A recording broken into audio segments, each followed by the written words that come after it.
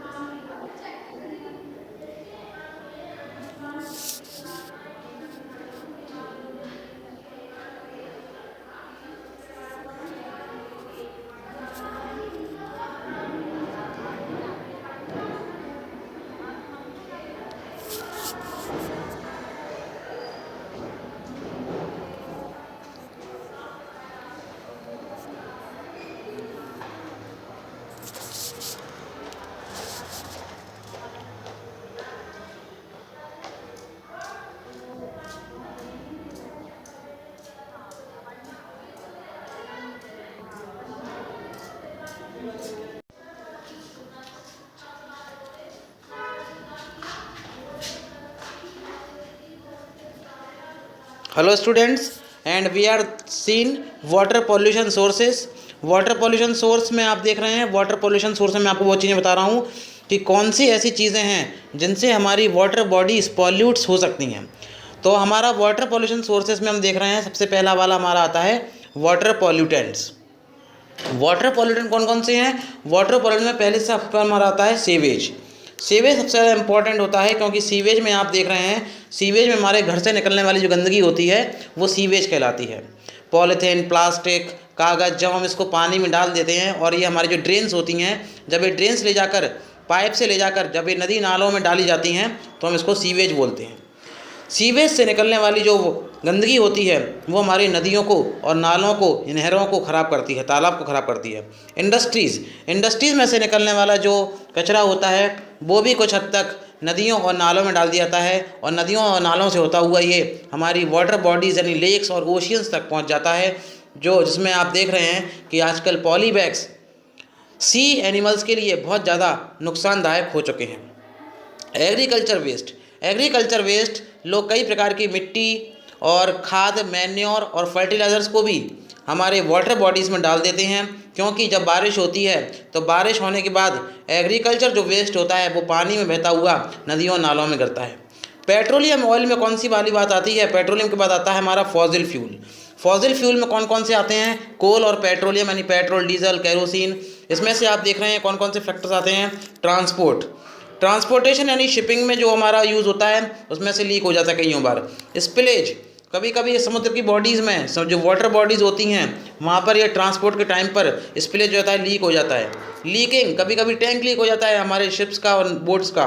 और एक्सीडेंट्स, कभी कभी एक्सीडेंट हो जाते हैं, जैसे गल्फ़ ऑफ मन्नार में एक बार एक्सीडेंट हुआ था, तो वहाँ बहुत सारे कई स्क्वायर किलोमीटर्स में ऑयल लीकेज हो गया था। इसके बाद सीवेज के बारे में बात करें तो ऑर्गेनिक वेस्ट और माइक्रोब्स के बारे में बात हो रही है। बहुत सारे सीवेज में बहुत सारे माइक्रोब्स यानी माइक्रो ऑर्गेनिज्म होते हैं, हार्मफुल माइक्रो ऑर्गेनिज्म होते हैं, ऐसे बैक्टीरिया और वायरस होते हैं जो पानी को कंटेमिनेट कर देते हैं। Waste, liquid and solid effluents, industries से निकलने वाला वेस्ट, लिक्विड और सॉलिड इफ्यूलेंट्स जो होता है वो भी हमारी वाटर बॉडीज़ को ख़राब करता है और उसमें लेड और आर्सेनिक के प्रेजेंस को बढ़ा देता है। हॉट फ्लक्सेस एंड पेस्टिसाइड और फर्टिलाइज़र्स, ज़्यादातर घरों में या फिर खेती में यानी एग्रीकल्चर प्रोसेस में यूज़ करे जाते हैं, और ये भी हमारी वाटर बॉडीज़ को गंदा करते हैं। ध्यान रखना है, ये वाला फ्लो चार्ट आप लोग अपनी कॉपी में बनवाना है। ये सभी जो मैंने आपको बताए कि organic waste and microbes, waste, liquid and effluent, hot fluxes, fossil fuels, pesticide, fertilisers, इन सभी से हमारे वाटर में क्या होती है? एल्गे प्रोड्यूस होती है। एल्गे हमारे वाटर की क्वालिटी को बिल्कुल ख़राब कर देती है, उसके लेवल को गिरा देती है और उसकी TDS को बढ़ा देती है, उसकी BOD को बढ़ा देती है। कोई भी प्रॉब्लम हो इस वीडियो के हिसाब से तो आप लोग मुझे कमेंट कर सकते हैं, मैसेज कर सकते हैं ग्रुप में। कोई प्रॉब्लम हो तो आप स्कूल आ सकते हैं और वहाँ पर मुझसे पूछ सकते हैं। Thank you very much.